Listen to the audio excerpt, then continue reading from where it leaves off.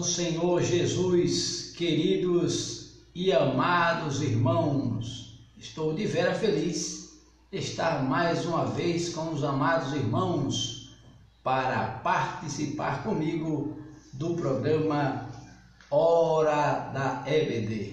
Mais uma grande satisfação da minha pessoa de estar com vocês neste momento. Quero agradecer, é claro, a Deus e convidando aos amados irmãos para que possamos começar fazendo uma breve oração. Amém? Oremos. Senhor Deus e Pai, em nome do Teu Filho amado Jesus Cristo, venho suplicar a Tua graça, a Tua benevolência, a Tua misericórdia, para que o Teu Santo Espírito tome a primazia desse trabalho, Senhor. Quero suplicar a Ele também palavras de sabedoria, para que seja me dada ao abrir da minha boca, para que eu possa falar com os amados irmãos. Espírito Santo, inspira o meu coração, inspira os meus sentimentos, inspira, Senhor, para que eu possa falar das Tuas sagradas Escrituras, para que eu possa crescer no conhecimento do Senhor, para que eu possa ter a Tua graça sobre a minha vida nesta hora, porque sem ela nada posso fazer, Senhor. É o que eu te peço em nome de Jesus. A paz do Senhor, amados e queridos irmãos, estou de vera feliz de estar com os amados irmãos para falarmos dessa lição maravilhosíssima que é a lição da Escola Bíblica Dominical, que estamos com esse trimestre, esse terceiro trimestre, com essa lição toda ela excelente, a qual vai falar da mordomia, do mordomo fiel, com o tema tempos, bens e talentos, sendo mordomo fiel e prudente com as coisas que Deus nos tem dado. Eu sou grato a Deus. Amados, na aula anterior estávamos falando do primeiro tópico que tem por tema a família no plano de Deus. Neste tópico estaremos falando da mordomia da família, a mordomia da família. Como é de costume, a lição é a lição de número 4, que será apresentada dia 28 de julho de 2019. É isso aí, com o tema a mordomia da família. Texto áureo está contido no livro de Josué, precisamente no capítulo 24. E eu quero convidar, é claro, aos amados irmãos para que abram as suas Bíblias. É isso aí. Em Josué, capítulo de número 24, versículo 15, que diz a sacra e santa palavra de Deus. O versículo 24 diz o seguinte, ou melhor, o versículo 15 diz o seguinte: porém, se vos parece mal aos vossos olhos servir ao Senhor, escolhei hoje a quem sirvais, se os deuses a quem serviram os vossos pais, que estavam da além do rio, ou os deuses dos amorreus, em cuja terra habitais. Porém, eu e minha casa serviremos ao Senhor. Porém, eu e a minha casa serviremos ao Senhor. Amados, essa é a referência fiel da família de Deus. Unir a família para servir ao Deus. A verdade prática, a família é a primeira instituição criada por Deus, e por isso é a nossa primeira igreja, pelo qual devemos amorosamente zelar. A leitura diária, aquela leitura que fazemos de segunda a sábado para melhor compreensão das Sagradas Escrituras. A leitura de quarta-feira está no livro de Gênesis, ou livro do início, ou livro da criação, Gênesis capítulo 12, verso 3, que diz: e abençoarei os que te abençoarem, e amaldiçoarei os que te amaldiçoarem, e em ti serão benditas todas as famílias da terra.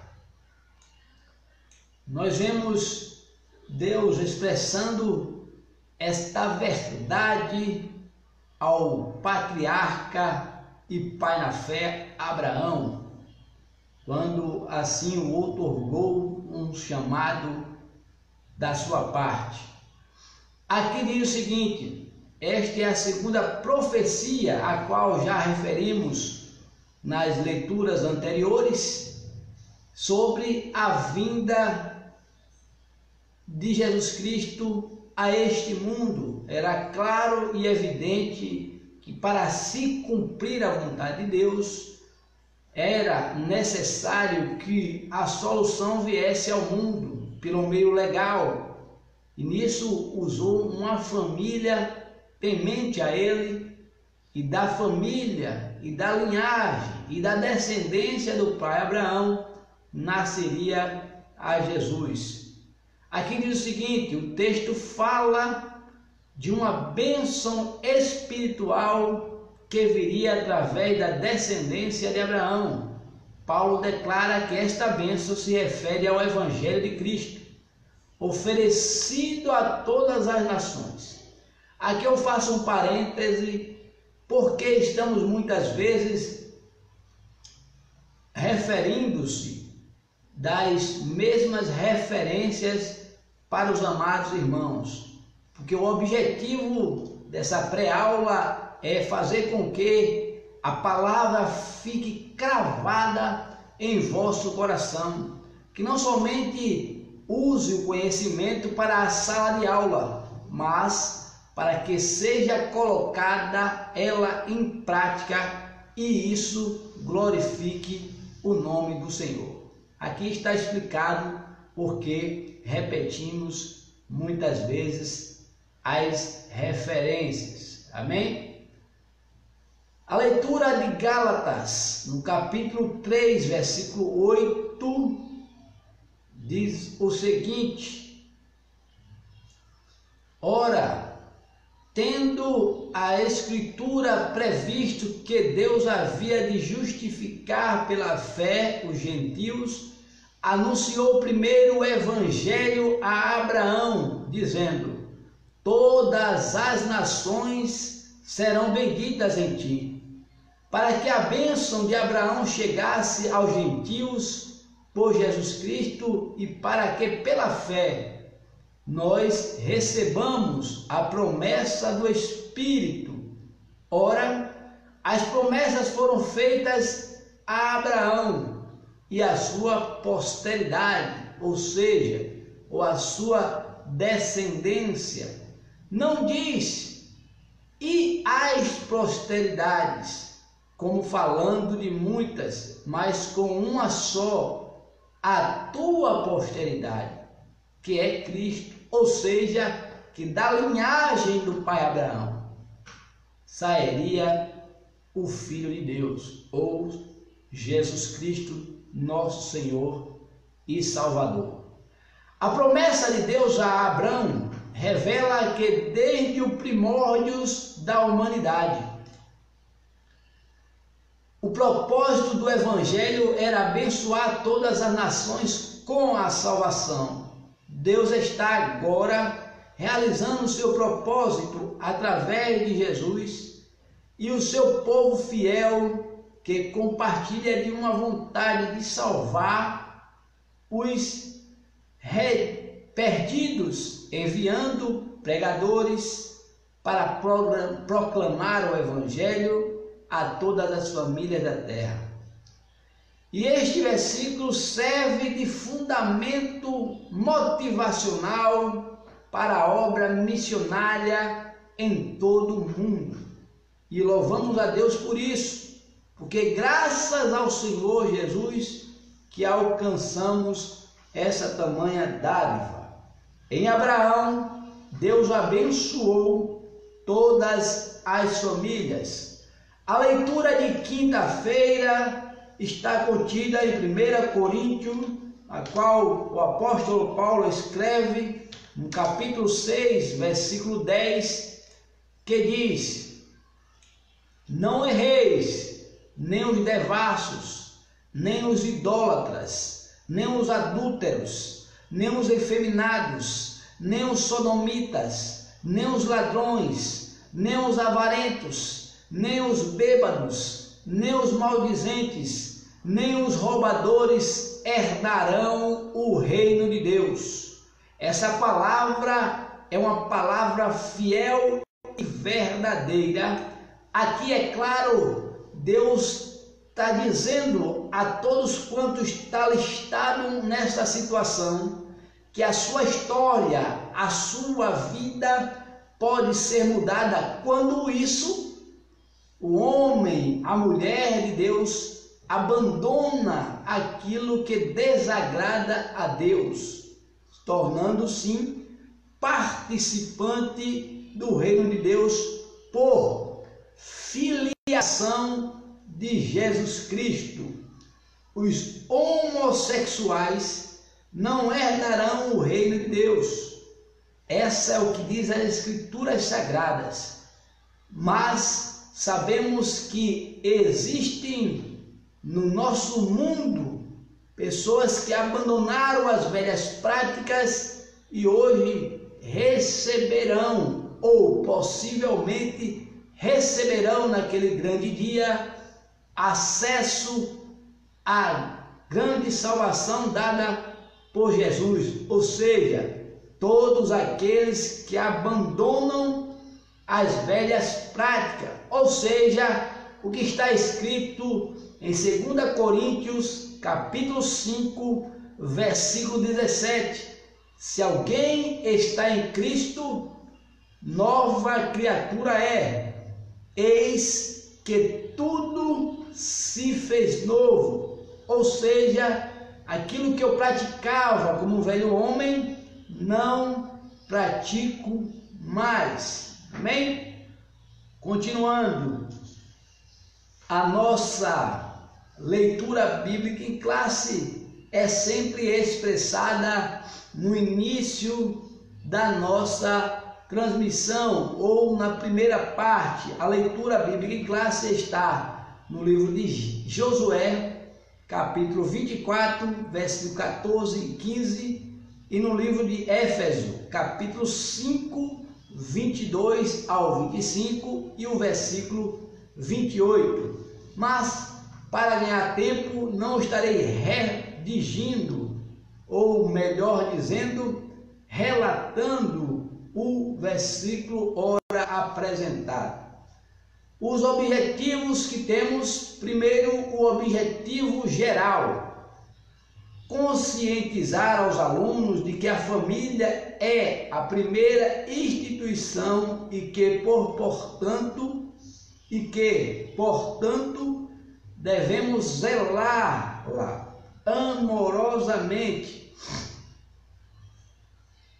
Objetivos específicos: primeiro, destacar a família no plano de Deus, explicar a mordomia da família, radiografar a família cristã sobre o ataque ou sob ataque.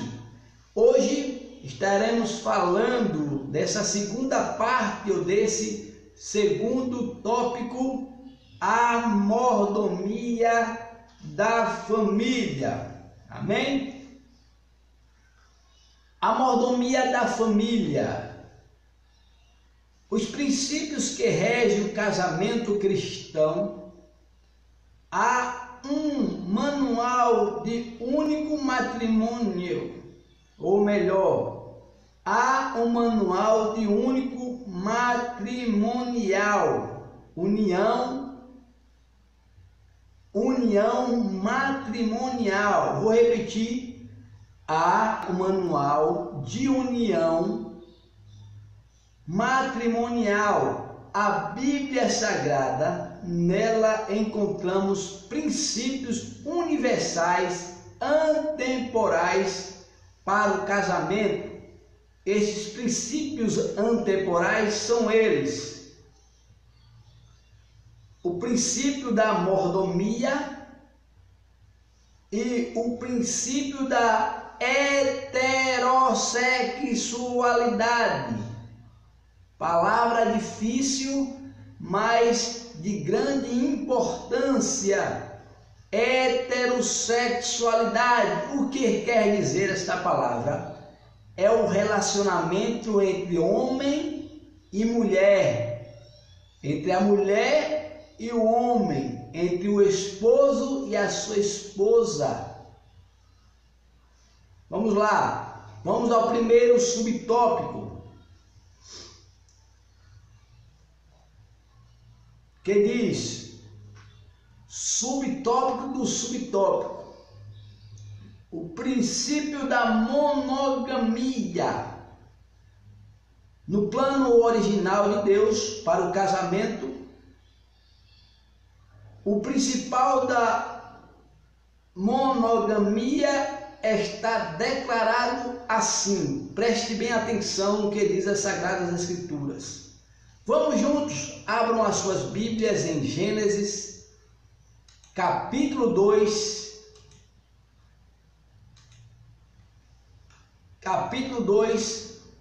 versículo 4, se não me falha a memória, mas na verdade é o versículo 24, Gênesis 2, 24, que diz: portanto, deixará o varão o seu pai e a sua mãe, e apegar-se-á a sua mulher, e serão ambos uma só carne. E serão uma só carne. Amém?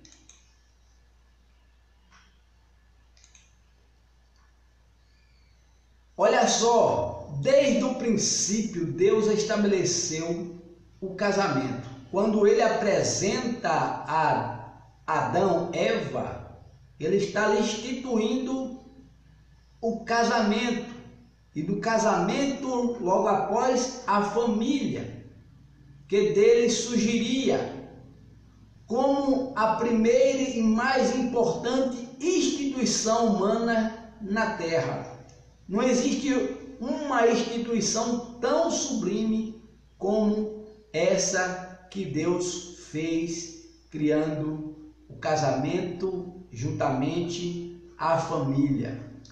Vamos juntos ler Gênesis, capítulo 1, versículo 28, que diz: e Deus os abençoou, e Deus lhe disse: frutificai, multiplicai-vos e enchei a terra, e sujeitai a terra, ou melhor dizendo, e enchei a terra, e sujeitai, e dominai sobre os peixes do mar, e sobre a ave do céu, e sobre todo animal que se move sobre a terra. Eu quero abrir um parêntese para cumprimentar com a paz do Senhor a minha cunhada Mara Alves, juntamente com seu esposo Máximo Alves, e toda a família Alves. Que Deus abençoe a sua vida e todos os irmãos aí da cidade de Sacra dos Dias, Bahia. Também ao nosso querido irmão Evânio Souza, grande amigo e irmão lá de Bela Vista, um grande profissional. Que Deus abençoe muito a sua vida. Não esquecendo nosso irmão Cirlei, nosso missionário Valmir, nosso querido irmão Judá, irmão Jô. Que Deus abençoe as nossas vidas, irmão Nivaldo, irmão Rosenildo. Aquele abraço, a minha sogra, enfim, a irmã Fátima, a irmã Clarice, toda a irmã Águida, todos os irmãos, fazem um apanhado geral, todos os irmãos ali da Bela Vista e de Sacra dos Dias, vocês moram em meu coração. Vamos continuar para a glória de Deus. A prescrição divina para o casamento é um só homem e uma só mulher, os quais tornam-se uma só carne, isto é, corpo e alma. O que a esposa sente, o marido sente. A necessidade do marido é a necessidade da sua esposa. Este ensino divino exclui o adultério, a poligamia, a homossexualidade, a fornicação e o divórcio como antibíblico. Eu já estive parafraseando sobre esse assunto do que é legal e que não é legal diante de Deus. Eu vou me ater ao versículo 9 de Mateus capítulo 19, palavras do nosso Senhor e Salvador Jesus Cristo, que disse: Eu vos digo, porém, que qualquer que repudiar a sua mulher, não sendo por causa de prostituição e casar-se com outra, comete adultério. E o que casar com a repudiada também comete adultério. Aqui diz o seguinte: mas infelizmente após a queda o homem desviou-se do plano divino, distorcendo as diretrizes básicas de Deus para o matrimônio, ou seja, a diretriz básica homem e mulher, macho e fêmea, unidos pelo casamento, formalizando depois a família com a sua prole. Por exemplo, a Bíblia narra que Lameque, filho de Metusael, que deu início à prática da bigamia, ou seja, mais de uma mulher. Vamos juntos. Gênesis capítulo 4, versículo 19. Olha que esse homem chamado Lameque fez, no versículo 19. E tomou Lameque para si duas mulheres. O nome de uma era Ada e o nome da outra Zila. Percebam que depois da queda, o fundamento básico de Deus, que era a monogamia, ou seja, o homem se casa com uma mulher. Aqui nós vemos Lameque transgredindo o ensinamento de Deus logo depois do pecado original de Adão e Eva. Olha só, Lameque foi o primeiro a rejeitar os princípios do casamento monogâmico ordenado por Deus. A depravação hereditária, ou seja, por causa do pecado de Adão, veio o pecado a todos os homens, e o salário do pecado é a morte. Estava se alastrando progressivamente no lar e na família. Um dos maiores objetivos, ou o maior objetivo do inimigo de nossas almas é destruir a família. Devemos ficar atentos, orando, vigilantes contra as astúcias e ciladas do inimigo que de muitos nos rodeiam. Assim como, a passar do tempo, a poligamia também foi temporariamente aceita na comunidade hebreia, ou seja, entre os próprios hebreus foram aceitas, mas não era essa a vontade de Deus, nem o desejo de Deus para com o seu povo. Quando o ser humano se rebela contra a vontade monogâmica de Deus, quanto ao casamento, um abismo passa a chamar outro abismo: incesto, homossexualismo, pedofilia, zoofilia, necrofilia e outras abominações semelhantes. Diante de um quadro tão grotesco e estarrecedor, a palavra de Deus impõe-nos o padrão monogâmico. Isso é agradável, heterossexual e indissolúvel com a vontade original do Criador para o matrimônio. 1 Coríntios, no capítulo de número 7, vamos junto, 1 Coríntios capítulo 7, versículo de número 1 e 2, diz assim: ora, quanto às coisas que me escrevestes, bom seria que o homem não casasse, não tocasse em mulher. Tocar aqui se falar casasse, referindo-se a estar casado, não é a fornicação. Mas por causa da prostituição, cada um tem a sua própria mulher e cada um tem o seu próprio marido, ou seja, uma esposa, um marido. Não é um triângulo amoroso, não é uma poligamia, não é uma bigamia, nada disso. Deus criou o homem para a mulher e a mulher para o homem. Todo esse capítulo 7, Paulo responde às perguntas que a igreja de Coríntios estava realizando acerca do cônjuge ou acerca da sua vida conjugal. As instruções devem ser lidas à luz do versículo 26, que diz: tenho, pois bem, por causa da instante necessidade. Então, era por bem falar desse assunto para tirar certas dúvidas e certos erros do meio da igreja de Coríntios.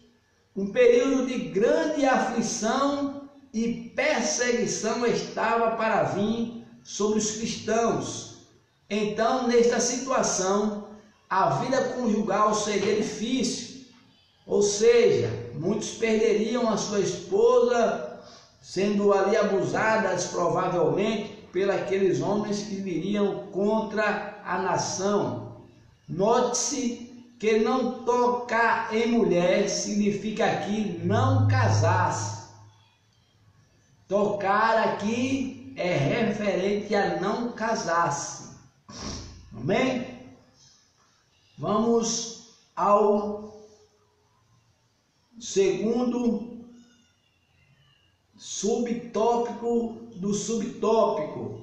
O princípio da heterossexualidade. Nas Escrituras, Deus definiu para o casamento o princípio da união heterossexual. Um homem e uma mulher unidos para sempre, sob as bênçãos divinas. Quando Gênesis capítulo 2, versículo 24, a qual lemos anteriormente, versículo 2, versículo 24, que diz: portanto deixará o varão seu pai e sua mulher, e apegar-se-á à sua mulher, e serão ambos uma só carne. Portanto, deixará o varão seu pai e sua mãe, e apegar-se-á à sua mulher, e serão ambos uma só carne. Estabelece o princípio monogâmico e heterossexual. O texto identifica o homem que deixa a casa do pai e da mãe para unir-se à sua mulher, tornando-se ambos uma só carne, ao lado da monogamia. A heterossexualidade é o princípio inegociável, não tem cabimento. A esposa aceitar o marido com duas, com outra, com três ou com outra mulher, ou vice-versa, o marido aceitar a sua esposa com outro homem, com outros homens, é inaceitável e inegociável em qualquer tempo ou lugar. Então, é algo antemporal, não serve ao tempo. Ao lado disso, temos que estar vigilante. Entretanto, cabe aqui uma advertência bíblica, e seria bíblica e séria. Esses dois princípios só sustentam o casamento se forem vividos sobre a égide do verdadeiro sacrificial amor de ambos os cônjuges. Vamos ler Mateus 22, 37 a 40. Mateus 22, pegue sua Bíblia, não perca tempo. Mateus 22, versículo 37 a 40, que diz assim: E disse-lhe Jesus: Amarás o Senhor teu Deus de todo o teu coração, de toda a tua alma e de todo o teu pensamento. E este é o primeiro e grande mandamento. E o segundo, semelhante a este: amarás o teu próximo como a ti mesmo. Desses dois mandamentos dependem toda a lei e os profetas. Ou seja, é impossível alguém que se ame querer se autodestruir. Ou se você espera ser fiel, ou você espera que alguém seja fiel a você, tem que ser fiel a essa pessoa.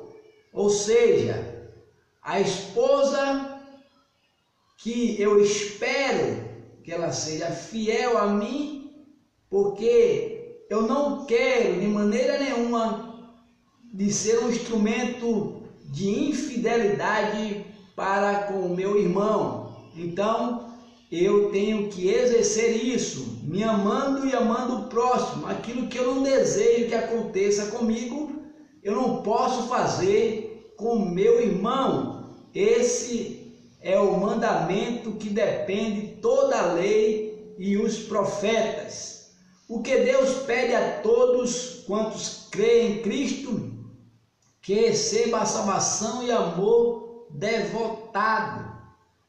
Deuteronômio 6,5 diz: Amarás, pois, o Senhor teu Deus de todo o teu coração, de toda a tua alma e todo o teu poder, toda a sua força. Paulo escrevendo também em Romanos, no capítulo 13, versículo 9, ele diz: com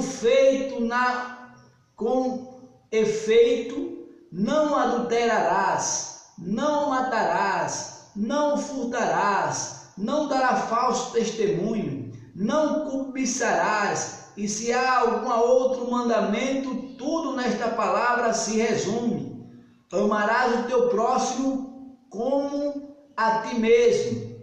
O amor não faz mal ao próximo, de sorte que o cumprimento da lei é o amor. 1 Coríntios, a qual já expressamos isso, aqui está se referindo ao amor que requer uma atitude de coração, pela qual atribuímos a Deus tanto valor e estima, que verdadeiramente ansiamos pela comunhão com Ele, esforçamos-nos para obedecer-lhe e sinceramente nos importamos com a sua glória e vontade na terra. Aqueles que realmente amaram a Deus desejarão compartilhar o sofrimento por amor a Ele. E aqui pegamos por base Filipenses capítulo 3, versículo 10, que diz: para conhecê-lo e a virtude da sua ressurreição e a comunicação de suas aflições, sendo feito conforme a sua morte, promover o seu reino e viver em prol da sua honra, dos seus padrões de justiça na terra. Nosso amor a Deus deve ser sincero, predominante, inspirado pelo seu amor a nós, mediante ao qual Ele deu seu Filho para nos salvar. Nosso amor deve ser idêntico ao amor expresso em Romanos capítulo 12, versículo 1 e 2. Rogo-vos, pois, irmãos, pela compaixão de Deus, que apresentei os vossos corpos em sacrifício vivo, santo e agradável a Deus, que é o vosso culto racional. Não vos conformeis com este mundo, mas transformai-vos pela renovação do vosso entendimento, para que experimenteis qual seja a boa, agradável e perfeita vontade de Deus. O amor de Deus abrange um vínculo pessoal de fidelidade e lealdade a Ele.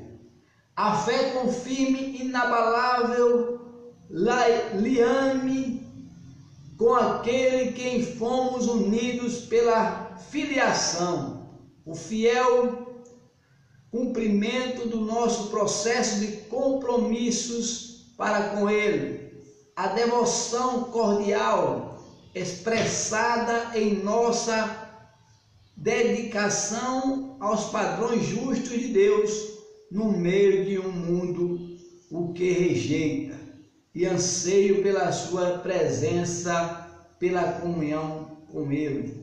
Se você anseia por isso, tem que ser dessa forma, amando a Deus, amando a si e o seu próximo como você tem se amado. Amar o teu próximo, um filho de Deus deve amar a todos, sem objeção. Gálatas 6,10. Então, enquanto temos tempo, façamos o bem a todos, mas principalmente os domésticos na fé. Inclusive seus inimigos. Deve amar também de modo especial a todos os verdadeiros cristãos nascidos de novo. O amor do crente por seu irmão em Cristo, por seu próximo e por seu inimigo deve ser subordinado, controlado e dirigido pelo seu amor e devoção a Deus. O amor a Deus é o primeiro grande mandamento, por isso a santidade de Deus seu desejo de pureza, sua vontade, seu padrão revelados nas Escrituras, nunca devem ser prejudicados pela nossa falta de amor para com todos. Não justifique a falta de amor. Não é porque alguém não te ama que você deve agir mal com ela. Amém? Por isso, lute por seu amor, ame o seu cônjuge, renove os votos matrimoniais periodicamente, declare-se para a sua esposa. Esposa, demonstre o seu grande amor com as suas atitudes. Deus requer dos homens que amem as vossas esposas como o próprio Cristo amou a igreja.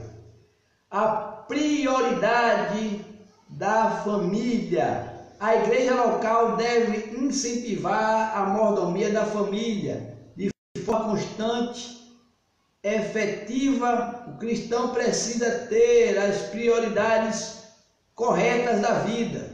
Normalmente eu quero chamar bem a atenção dos irmãos para esse ponto aqui.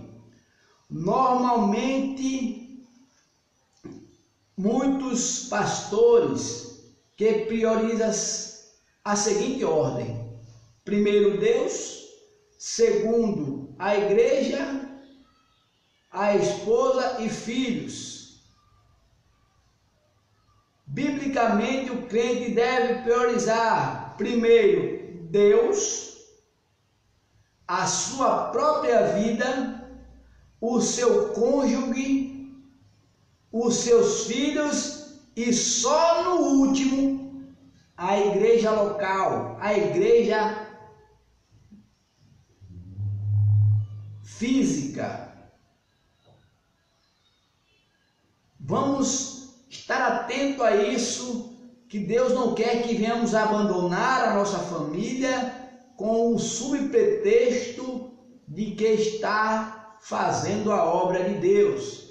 Porque o objetivo, biblicamente falando, o crente tem que priorizar primeiro Deus, sua própria vida com Deus, sua vida com seu cônjuge, seus filhos e logo depois a igreja. Alguns poderiam indagar: a Bíblia não diz que devemos priorizar o reino de Deus? Aí usam Mateus, vamos juntos, capítulo 6, versículo 33, se não me falha a memória, é isso mesmo. O versículo 33 diz o seguinte: mas busqueis primeiro o reino de Deus e a sua justiça, e todas essas coisas vos serão acrescentadas. Usam esse versículo como argumento para abandonar a família, mas não é isso que Deus espera de mim e de você. Aqueles que seguem a Cristo são conclamados a buscar acima de tudo o mais, o reino de Deus e a sua justiça. O verbo buscar subentende estar continuamente ocupado na busca de alguma coisa, ou fazendo, ou esforço, vigor, diligente para obter algo. Cristo menciona dois objetos da nossa busca. O primeiro, o reino de Deus. Devemos buscar diligentemente, demonstrando da soberania e do poder de Deus em nossa vida e em nossas reuniões. Devemos orar para que o reino de Deus se manifeste no grandioso poder do Espírito Santo para salvar pecadores, para destruir a influência demoníaca, para curar os enfermos e para engrandecer o nome do Senhor Jesus. E o segundo, a sua justiça, com a ajuda do Espírito Santo. Devemos proclamar, obedecer aos mandamentos de Cristo e ter sua justiça e permanecer separados do mundo, demonstrar o seu amor para com todos, Sim, é verdade. Entretanto, dentro da economia divina, há uma hierarquia muito clara para que mordomia com a família seja plenamente atendida. A palavra de Deus, que se alguém não cuida da sua família, não se encontra preparado para liderar a igreja. Vamos ver o conselho de Paulo a Timóteo. 1 Timóteo, capítulo de número 3, versículos 4, 5, que diz: que governe bem a sua própria casa, tendo seus filhos em sujeição, com toda modéstia, porque se alguém não sabe governar a sua própria casa, terá cuidado da igreja de Deus, ou seja, os requisitos para o bispo, para aquele que deve presidir juntamente com os diáconos a função de administração da igreja de Deus aqui na terra. Bem, lemos 4 e 5. A qualificação destaca que o candidato que aspira ao pastorado é fidelidade no casamento e num relacionamento familiar. Para mais importância para os dias de hoje, temos que estar atento a esse contexto. Como posso querer ser um instrumento, como um diácono, como um presbítero, e não guardar a fidelidade para com a minha esposa, não honrar a minha esposa, não ter os meus filhos por sujeição, e sendo modesto, não ser um crente arrogante, achando que ele é melhor do que a sua esposa, é melhor do que seus filhos. Isso vai refletir na igreja, quando nos achamos melhores do que os nossos irmãos que está sentado conosco. Também, ele diz aqui: e muito triste quando o obreiro encontra-se empenhado em ganhar outras famílias para Cristo, mas perde a sua própria casa, falta de atenção e zelo e amor. Antes de ler 1 Timóteo 5, 8, me faz lembrar o Senhor de Noé. Quando ouvimos falar muitas vezes de Noé por algumas pessoas, alguém diz: Noé foi o pior pregador da história, porque falava do dilúvio para aquela multidão, pregava sobre o dilúvio, até mesmo com a sua vida construindo aquela arca, mas não converteu ninguém, a não ser a sua família. Mas analisando esse contexto e já com uma ideia formalizada ao ler esses versos sobre Noé, percebi que Noé foi um homem de Deus sábio que zelou pela sua esposa, zelou pelos seus filhos e zelou também pelas suas noras. Isso é algo importante, porque para muitos parece ser um mau pregador, para muitos parece ser um mau obreiro, mas Noé foi realmente o obreiro segundo o que Paulo expressa de cuidar bem da sua própria casa. Vamos ler agora 1 Timóteo capítulo 5, versículo 8. Diz assim, o próprio Paulo escrevendo a Timóteo: mas se alguém não tem cuidado dos seus, e principalmente da sua família, negou o quê? Negou a fé, e é pior que um infiel. Terceiro subtópico: o relacionamento entre pais e filhos. Na mordomia da família, alguns cuidados devem ser tomados, a fim de que os filhos sejam criados na doutrina e a demonstração do Senhor. Éfeso, capítulo 4, ou melhor, capítulo 6, 4. Vamos ler. Éfeso 4, 6. Diz assim: um só Deus e Pai de todos, que é sobre todo e por todos em todos. Éfeso, melhor dizendo, 6, 4. 6, 4. Repetindo, Éfeso 6, 4. E vós, pais, não provoquei a ira a vossos filhos, mas criai-os na doutrina, a demonstração do Senhor. Esses são herança e galardão do Senhor. O salmista diz que os filhos são herança do Senhor. Versículo 3 de Salmo 127. Eis que os filhos são herança do Senhor e fruto do ventre o seu galardão. Os filhos no antigo concerto, uma família numerosa era tida como bênção, a passo que o que não ter filhos era tido como maldição. O novo concerto, ter muitos filhos, não é precisamente uma evidência do favor divino, e não poder tê-los não deve ser tido como maldição. Uma família grande pode tornar-se uma pesada se os filhos não forem devidamente criados e não conhecerem a salvação em Cristo. Não ter filhos pode ser uma bênção se a pessoa dedicar-se a sua vida e o seu tempo à causa do Senhor. Todos os filhos de crentes devem ser considerados dádivas de Deus.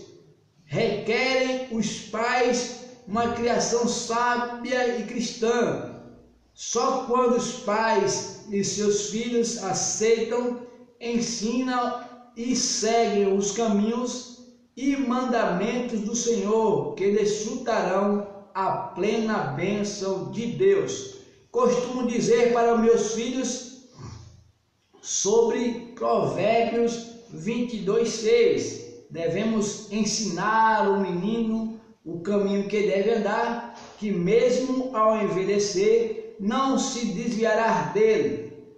Para encerrar, como sacerdote do lar, os pais devem realizar o culto doméstico. É muito importante priorizar esse momento para instruir os filhos na palavra de Deus. Além de zelo espiritual, os pais devem ser exemplo de amor conjugal, paternal e maternal. Não pense que a educação cabe só à mulher. Não pense que amar e dar carinho pertence só à mulher. Mas é o pai e a mãe dando carinho e educação para os seus filhos. Encerrando com a síntese do tópico 2, os princípios que regem o casamento cristão são da monogamia e da heterossexualidade. Aqui eu agradeço a Deus, rogando por mais uma oportunidade e agradecendo aos amados irmãos e também ao nosso pastor Gilberto e o nosso pastor Nathaniel Oliveira de Souza, pastor presidente aqui da cidade de Serrinha. Agradecendo a minha cunhada Mara Alves e também Evânio Souza pela participação, e que Deus abençoe as nossas vidas. Amém? Até a próxima. Fique com Deus, fique com Cristo e fique com a vida.